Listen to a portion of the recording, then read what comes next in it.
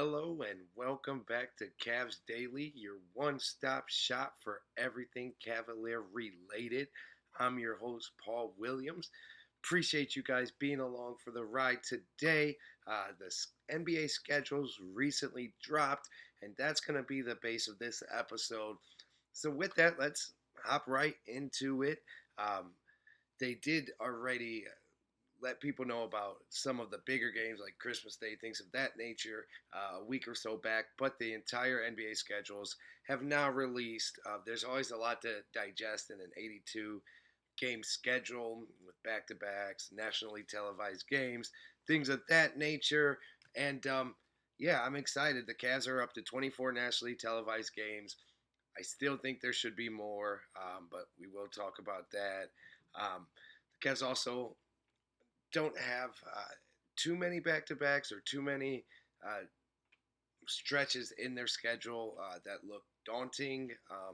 Obviously, there's always going to be teams sprout and be better than we thought they were, are going to be tougher matchups than we might think they're going to be now looking at it months away from the games actually happening. But yeah, there's a lot of interesting things with the Cavs. They have a lot of home games early on, especially before the December break for the NBA Cup. The Cavs play a lot of home games. Their first game of the season, though, is versus the New York Knicks at Madison Square Garden.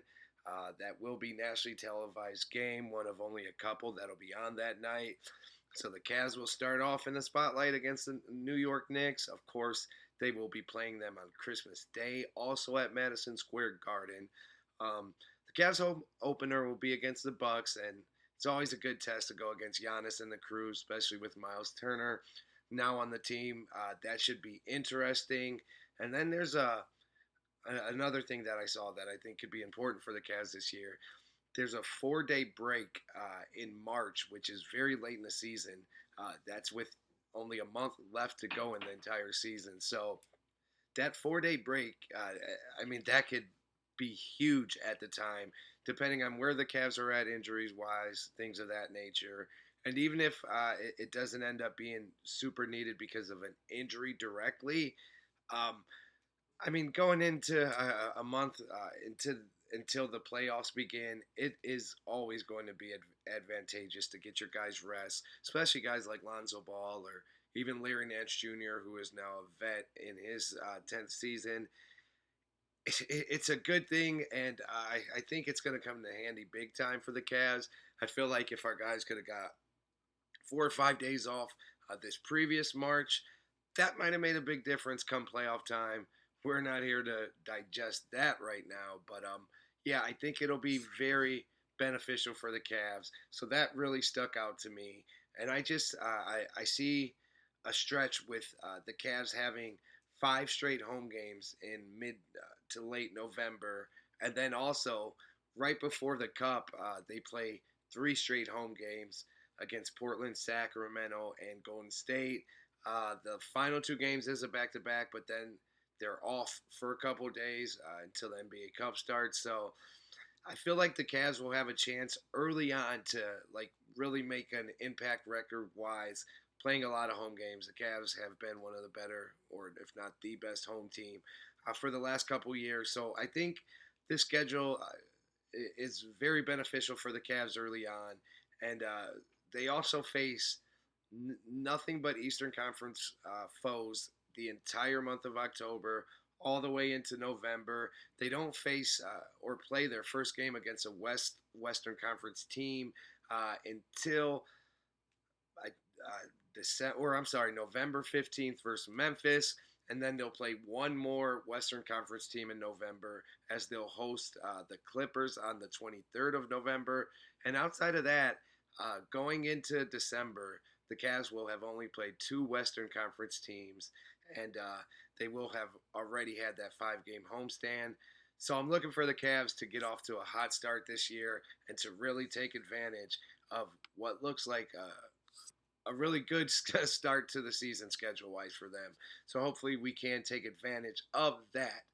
And as far as some other interesting things about the schedule, you always look, especially as a fan of a team, you're always going to look to the nationally televised games.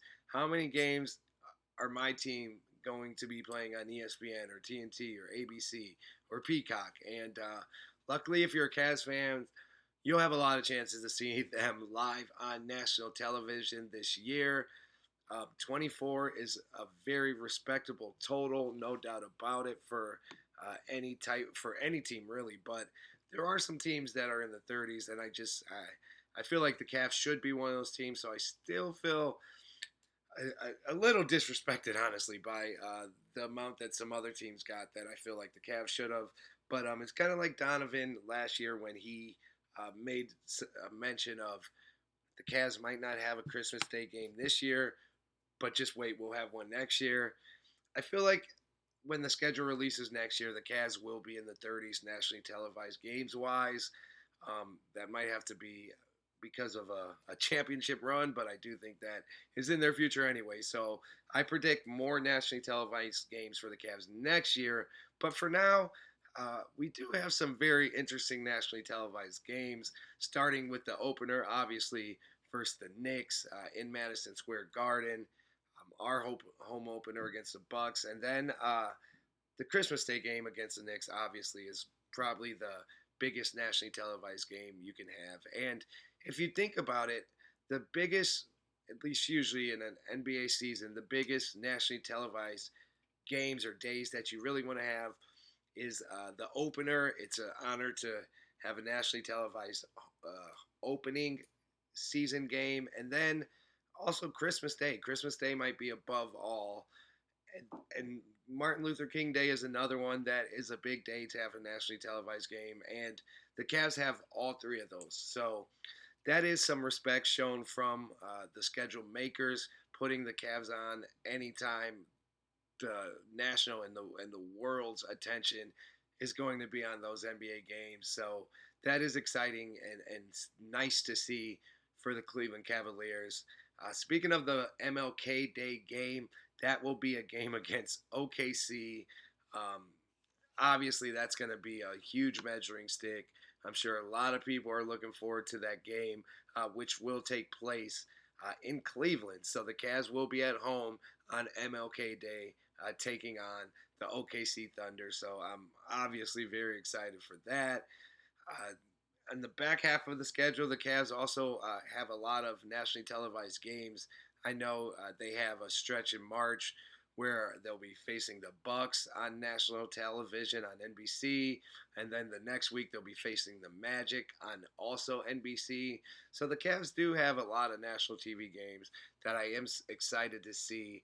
They'll actually be facing the Orlando Magic three times on nationally televised games this year, which shows that the NBA is also excited about the Magic, and they are thinking that they will be one of the Cavs' biggest competitions in the East. So that'll be exciting to see. And one other one that I did really want to point out, just 4 days after our Christmas Day game against the Knicks, the Cavs will then go to San Antonio for a nationally televised game on December 29th against the Spurs, which hopefully has a healthy Victor Wembanyama as well as their entire young crew. That'll be a fun game just a few days before the new year. So that's another one to definitely mark down on your schedule that you won't want to miss. It's going to be a lot of fun watching the Cavs hopefully represent Cleveland well, as they will be one of the regulars on national TV this year. So hats off to the Cavs for earning that.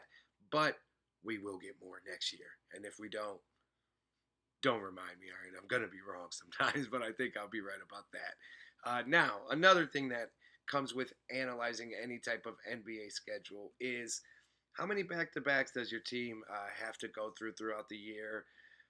It's not something the fans, maybe a casual fan, will think about too much, but back-to-backs definitely play a big part in the NBA day-to-day life, the NBA's success rate of teams. I mean, it is very tough to succeed in back-to-backs. There's a reason why it's been so heavily discussed between the players' union and the owners. Back-to-backs are tough on guys, especially when it's back-to-backs where you're the away team for both those games. You're going on the road. in San Antonio, and then the next night you have to be in Orlando for a game. Those are really tough games. Luckily, the Cavs only have one road back to back, so that should work in their favor. As like I said, those are tough, and the one road back to back that they have, they'll be staying in Philadelphia. It'll be back to back games against the 76ers in January. So that's not too bad. In total, the Cavs got 14 back to backs this season. The maximum allowed is 16. Really looking through it, it doesn't look like they had too much bad luck with most of the back to backs that are scheduled. I know they have a road and away in Brooklyn one night, Charlotte one night, so that shouldn't be too bad. But then just 5 days later, they have a back to back in Cleveland against the Knicks, but then they go on the road for a matchup against the Bucks. So that'll be a tougher stretch. Also, the Cavs will have a back to back against Boston and Philly. Um, that is at least at home. So that'll be a big advantage for the Cavs. But if Philadelphia is healthy, those would be two tough games later in the season. I mean, anytime you're playing a back to back, you really can't sleep on the team that you're playing against in that second game. And one of the things I really wanted to look at when it comes to back to backs is how will the Cavs approach it with some of their veterans and a guy like Lonzo Ball. I don't see Lonzo Ball playing in many back to backs this season, if any at all. But early on, say for the first back to back in late October with Milwaukee and Detroit on the docket, will Lonzo rest one of the games? And if so, where do the Cavs go as Darius Garland will most likely still be out then? Are they given the keys to Craig Porter for that game? I don't think they're comfortable with Tyrese Proctor yet, assuming a starting role that early in the season. So it'll be interesting to see how the Cavs handle some of the early back-to-backs before Darius Garland may be back. And with Lonzo Ball, I'm guessing, being on some type of restrictions on back-to-backs. The Cavs do have just one back-to-back in October. Then they have three in November. And I think that's really going to be the interesting time if Darius is still out or if Darius is just coming back. How do they handle those back-to-backs, and what do the minutes look like for guys that do play in both games of the back-to-back? Are they capped out at 30, 32 minutes no matter what on the second game of the back-to-back early in the season? How will Kenny Atkinson kind of rotate his guys and decide to combat the dangers that come with back-to-backs, like injuries and just fatigue, things of that nature? So I am excited to see that and see how it plays out. Luckily, again, the Cavs only have 14 back-to-backs this season, which should be nice. And lastly, what looks like the toughest stretch for the Cavs this year? Again, you never know how the season's going to actually play out, so the toughest stretch can and may change depending on what teams rise, what teams fall.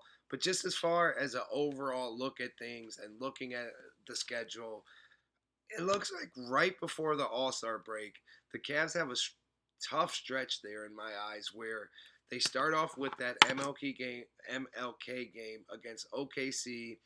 Then they fly out to Charlotte, come back home for a game against Sacramento, fly out to Orlando the very next night, and then they come home to face Orlando and LA before heading west and facing 5 West Coast teams in the Suns, Portland, LA, Sacramento, and Denver before wrapping up with a game against Washington heading into the All-Star break. So I think that stretch of games right there, even though there are some home games mixed in, I mean, the home games are against OKC, Orlando, the Lakers, and Sacramento. So at least 3 of those teams are pretty much guaranteed playoff teams, I would imagine. So that's going to be a tough stretch for the Cavs, especially with them getting into the dog days of the season right before the All-Star break. Sometimes can be tough on some of the players. So I think that might be the time where maybe we lose a couple games that are we're expected to win. Maybe we're just not looking as cohesive as we have come accustomed to seeing our Cavs look. Or maybe the Cavs just blow through the schedule and they never really have a tough stretch. Seen last year, I guess that's a possibility. But if I was guessing, I would guess that stretch right before the All-Star break is going to really be the toughest on the Cavs this season. And with that comes the end of this episode. Hope you were able to learn a few things about the NBA schedule, get excited about some Cavs games coming up this year. And yeah, if you can, please like, comment, subscribe if you so choose.